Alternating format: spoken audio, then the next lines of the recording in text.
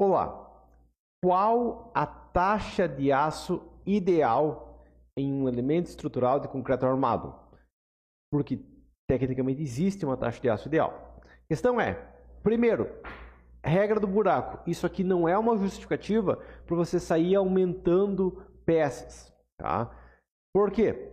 Porque tem muitos engenheiros que usam taxa de aço para fazer o seguinte: vi a taxa de aço minha estrutura, eu acho que legal colocar, sei lá, 60 de taxa de aço e está em 80, então eu vou sair aumentando pilar e aumentando viga. Não é para isso uma taxa de aço, ok? Vamos lembrar de uma coisa, regra do buraco. A regra do buraco diz, para reduzir pela metade a taxa de aço, de quilo por metro cúbico em uma estrutura, é muito fácil. Você cava um buraco no fundo do terreno, para cada metro cúbico que é usado na obra, você joga um metro cúbico no buraco. Isso vai dobrar o custo de concreto e, consequentemente, vai reduzir o consumo de aço relativo ao concreto. Okay? Só que ninguém, em sã consciência, vai fazer esse buraco na prática. Só que um monte de engenheiro faz esse buraco no projeto, quando eles pegam e saem aumentando as peças sem planejar adequadamente. Ok? Isso é um absurdo completo, não faz o menor sentido. Entendido? Então, o método correto seria para dimensionar os elementos e, se por algum motivo deu uma taxa de aço incorreta, analisar por que deu essa taxa de aço incorreta e não sair aumentando. Ok? Porque se sair aumentando, você só está gerando armadilha de rigidez, muitas vezes até aumentando o consumo total da obra consideravelmente. Então vamos lá. Próxima questão. A taxa de aço não é fixa para todos os elementos. Eu acho que a taxa de aço ideal é 70 kg por metro cúbico em um sobrado. Não é uma taxa de aço fixa. Ok? A taxa de aço vai depender de qual elemento estrutural. É maluquice achar que tem uma taxa de aço ideal que é só se a obra ficar dentro dessa taxa vai estar bom, porque pode estar gastando muito dos dois, tanto muito concreto e muito aço. Vai gerar mesmo. Se eu dobrar o consumo de concreto e dobrar o consumo de aço, a taxa é a mesma, mas o custo é o dobro. Ok? E achar que todos os elementos precisam da mesma taxa de aço também é uma maluquice completa. Ok? Então, elementos comprimidos se beneficiam com concreto, afinal, concreto resiste muito bem compressão com custo menor. O mesmo acontece para o aço no caso de elementos tracionados. E elementos flexionados vai combinar tanto a resistência do concreto quanto a resistência do aço. Ok? E além disso, se o custo de aço aumentar, a taxa de aço, que vai gerar menor custo por metro cúbico, vai reduzir, menor custo por metro quadrado, desculpe, vai reduzir. E vice-versa. Ou seja, imagina que você ia comprar o aço a R$10 por quilo e daí o aço acontece lá uma falta geral por causa de uma guerra, uma coisa assim, e muda para R$50 por metro cúbico. R$50 por quilo, desculpe. O que vai acontecer é que quintuplicou o preço do aço, com certeza a taxa de aço ideal vai ser muito menor. E o mesmo vale, sim, desenvolver uma tecnologia para fazer vergalhão por R$3 por quilo. Vai compensar colocar muito mais aço na estrutura, porque o preço do vergalhão reduziu. Ok? A gente já vai ver qual que é a conta exata. Qual é a outra questão? Qual que é a taxa de aço mínima e máxima? Porque, ok, para encontrar a taxa de aço ideal, primeiro tem que saber qual que é o mínimo e qual que é o máximo. E a questão é, desde que desenvolveram concreto armado no século XIX, foram feitos muitos ensaios para determinar quanto de aço e que tipo de aço é adequado em uma peça. A conclusão básica que determinou foi o quê? Foi barras redondas com ranhuras, ok? E uma taxa de aço. Aqui entra a questão, a norma não deixa explícito isso. Na verdade, eu nunca vi um autor deixar explícito, mas a norma deixa isso aí tecnicamente implícito na fórmula. Ok? Eu nunca vi um autor dizer isso explicitamente, mas agora eu estou dizendo o quê? A taxa de aço ideal para o concreto, a taxa de aço mínima e máxima do concreto é o quê? No mínimo, a resistência do concreto na tração, no máximo, a resistência do concreto na compressão. Se a gente for pegar FCK 25, a gente vai ver basicamente os limites da norma. Ok?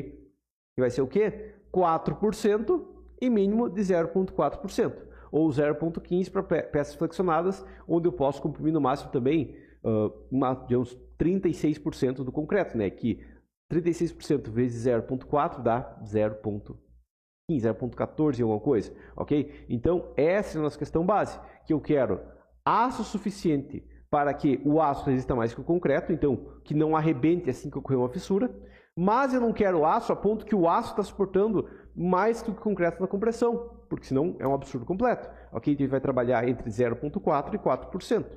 Ok? Essa que é a região ideal. Tá? E aqui tem uns exemplos de estudo de 1904 sobre isso.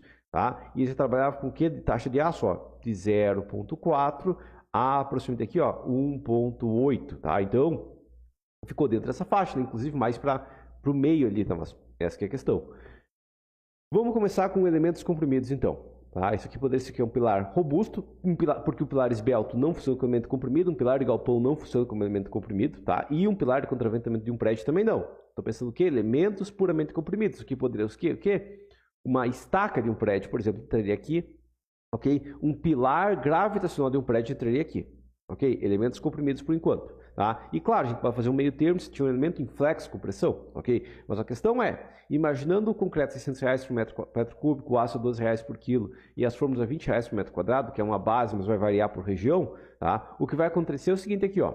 Se for pensar em seção retangular, para uma taxa de aço de 0,5% com uma carga de 200 toneladas, eu preciso de uma seção de 43 por 43. Com a taxa de aço de 1%, 41 por 41. 2%, 38 por 38. 13,5%, 34 por 34. Perceba que não reduziu tanto assim. Tá? O que aconteceu foi o seguinte, ó, que o custo para a seção retangular, quanto maior a taxa de aço e menor o volume de concreto, pior é. Ok? Tá? Mesma coisa vale para um pilar redondo. Okay? Inclusive os custos estão bem similares aqui, é normal. Tá? Por que vai ser? Só a questão é que, sabe, com um diâmetro muito pequeno e uma taxa de aço pesada, o pilar circular fica um pouquinho melhor porque ele gasta muito menos com os estripos, ok? Mas é muito similar, ok? A questão crítica, e é óbvio para qualquer pessoa que entende a regra do vergalhão de ouro, é que o quê? Se os esforços são de compressão, o ideal é a menor taxa de aço possível, o maior volume de concreto possível. Por quê? Porque concreto resiste compressão muito bem por um custo muito baixo. Ok? Então, a primeira questão é, para qualquer elemento comprimido, o ideal é o máximo de concreto e o mínimo de aço, porque aço é caro, é mais compressão que concreto, mas é muito mais caro. Agora, próximo, elementos tracionados. Vamos imaginar FCK de 25, um aço CA50 e 50 toneladas de força de tração. Adivinha só? 50 toneladas de força de tração, não importa qual seção você for trabalhar, a armadura é a mesma, 6 ferros 16. Tá? Ah, mas se eu fizer o concreto, não vai adiantar de nada. Por quê? Porque para tração, o aço resiste, o concreto não resiste. Na verdade, ele tem uma pequena resistência de tração, mas assim que engajado, ele fissura, então eu não posso considerar. Ok? Perceba que não importa a área de concreto, a questão é, precisa de 6 ferros 16. Você vai gastar 6 ferros 16. Quanto você quer gastar de concreto? O mínimo possível. Ok? Tá? Então, numa peça puramente tracionada, o ideal é o máximo de taxa de aço. Ok? Tá? Ou seja, eu vou fazer a menor seção que caiba todo o aço lá dentro. Okay? A única vantagem que poderia ter de trabalhar com uma seção maior é, quem sabe, se fizer uma peça de 50, uma seção de 50 toneladas, ok, eu eliminei a tração, mas eu vou gastar muito concreto. Tá? E a outra questão que eu poderia fazer seria usar uma seção grande para, ao invés de colocar 6, 16, colocar 10, 12,5 ou 16 ferros e 10, que vai ser o mesmo consumo de aço, mas vai reduzir o comprimento de ancoragem. Mas é uma questão, é uma vantagem muito pequena. Tá? O ideal é com base em menor seção que cabe todo o aço. Agora, e aqui entra a questão, peças flexionadas. Tá? Por quê? Porque se está comprimido, tranquilo. Comprimido, eu quero o quê? Eu quero o maior volume de concreto. Tracionado, o menor volume de concreto. Ok? Tá? Sinceramente, teve um vídeo meu essa semana sobre qual que é a seção ideal para uma peça de cisalhamento, tá? Que daí entra uma questão de verificação proporcional ao cisalhamento, mas a questão é, vamos pensar a flexão agora. Eu tenho uma viga com 7 toneladas de força-metro. Ok?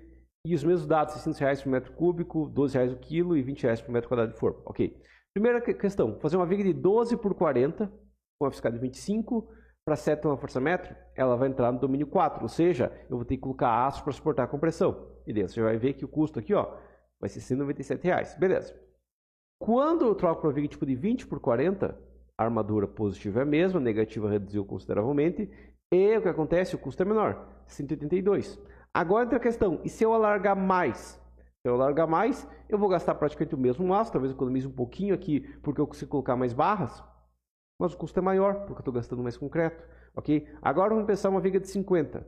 12 por 50, 20 por 50 ou 30 por 50. A armadura é similar, quem sabe um pouquinho menor conforme aumenta o diâmetro, mas é quase a mesma coisa. Okay? O volume de concreto aumenta consideravelmente e quanto menor a espessura da viga, menor a largura da viga, mais econômica ela é.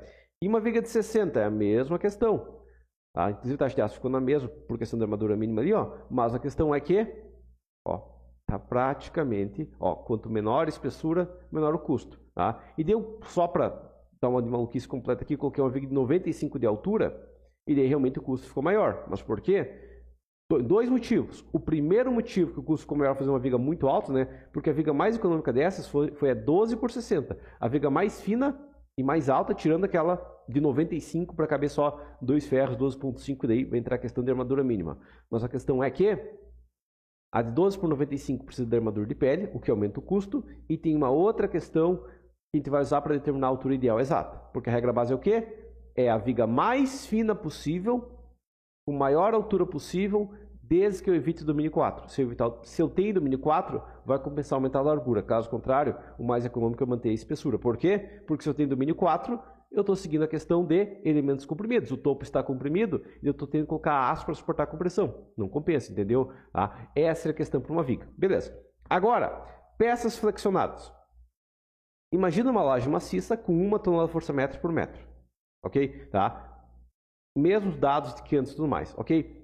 Com uma espessura de 8, tá? Que para um ator de 1 tonelada de força-metro é considerável, eu tenho um ferro de 10 cada 11. É muito ferro numa laje. Tá? A taxa de aço está em 155. Vou para uma laje de 10, 8 cada 11. Laje de 11, 8 cada 12. Laje de 12, 8 cada 14. Laje de 13, 6.3 cada 10. Laje de 14, 6.3 cada 11. E depois vai afastando mais. Tá? E aqui chegou na armadura mínima. A partir desse 16 aqui, não tem mais vantagem nenhuma porque está na armadura mínima já.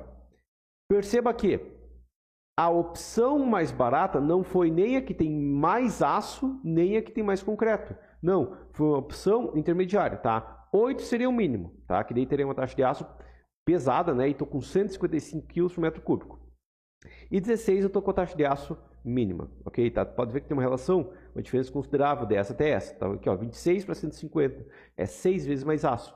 Mas o ideal, 42. Agora, por que a resposta é 42? Qual questão específica? Significa que é para você usar 42 para o resto da vida?